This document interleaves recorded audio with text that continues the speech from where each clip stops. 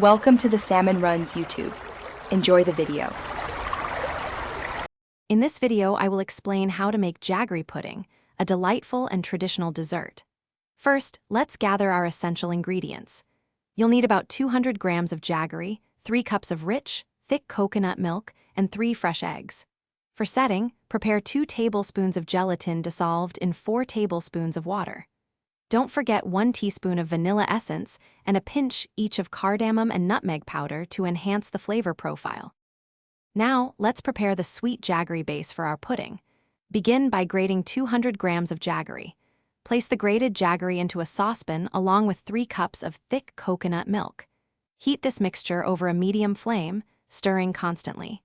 Continue stirring until all the jaggery has fully dissolved and the mixture is smooth. It's crucial to ensure there are no lumps remaining for a silky pudding texture. Next, we'll combine our ingredients for cooking. In a separate bowl, lightly beat 3 eggs. Once the jaggery and coconut milk mixture has cooled slightly, slowly whisk in the beaten eggs.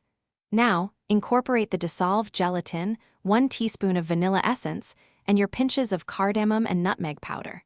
Pour this entire mixture into a greased pudding mold. Steam the pudding for approximately 30 to 45 minutes, or until it is firm and set. Once your jaggery pudding is cooked, the final steps involve cooling and setting. First, remove the mold from the steamer and let the pudding cool down completely to room temperature. This is an important step for proper setting. Then, transfer it to the refrigerator for at least 4 to 6 hours, or even better, overnight. When ready to serve, carefully invert the firm pudding onto a plate. You can garnish it with some roasted cashew nuts for an extra touch of texture and flavor. Thanks for watching. Consider subscribing if we helped you.